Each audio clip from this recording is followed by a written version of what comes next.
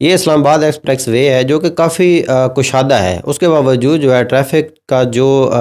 بوجھ ہے وہ اتنا زیادہ ہوتا ہے۔ اب یہ جو بوجھ ہے یہ صرف اور صرف ابھی جو آپ ویڈیو میں دیکھ رہے ہیں، یہ فیض آباد کے قریب ایک ناکہ لگاتے ہیں اسلام آباد ٹریفک پولیس والے، جس کی وجہ سے اتنا زیادہ رش ہو جاتا ہے۔ جو سب سے اہم بات ہے وہ یہ ہے کہ پاکستانی عوام جو ہے ان معاملات کی وجہ سے دماغی مریض بن چکی ہے۔ اس رش کی وجہ سے تین پرابلم جو ہیں وہ عوام کو ان کا سامنا کرنا پڑتا ہے۔ ایک تو یہ ہے کہ فیول کا ضیاع ہوتا ہے، دوسرا یہ ہے کہ ٹائم کا ضیاع ہوتا ہے، اور تیسرا یہ ہے کہ اس رش کی وجہ سے جو لوگ کہیں جلدی میں جانا چاہتے ہوتے ہیں، کچھ لوگ ایمرجنسی میں ہوتے ہیں، تو ڈیفینیٹلی وہ بھی بہت زیادہ لیٹ ہو جاتے ہیں۔ چوتھے نمبر پہ جو مین اور اہم چیز ہے وہ یہ ہے کہ ان چیزوں نے پاکستانی عوام کو دماغی مریض بنا دیا ہے۔ شہر کے اندر ناکہ بندی کرنے کا کوئی پرپز ہی نہیں ہے۔ ٹھیک ہے، راولپنڈی اسلام آباد کا جو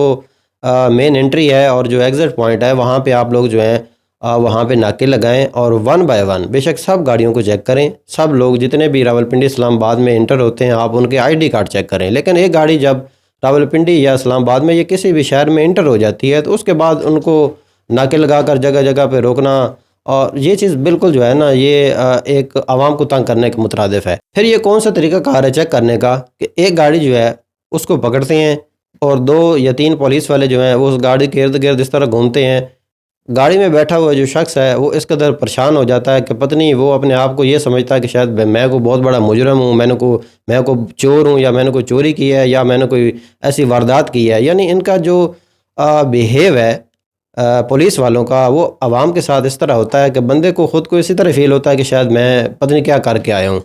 سیکنڈ یہ ہے کہ ایک گاڑی کو پکڑتے ہیں، ایک گاڑی کو پکڑنے کے بعد اب ہوتا یہ ہے کہ بعد میں جو ہے وہ کم از کم کو 4-5 گاڑیاں یا 5-10 گاڑیاں ایسے گزر جاتی ہیں۔ اچھا، تو جو گاڑیاں نکل گئی ہیں، خدا نخواستہ آپ جو چیکنگ آپ کرنا چاہتے ہیں سیکورٹی جو ایشوز ہیں ان کو مد نظر رکھتے ہوئے، تو جو گاڑیاں آپ لوگ گزار دیتے ہیں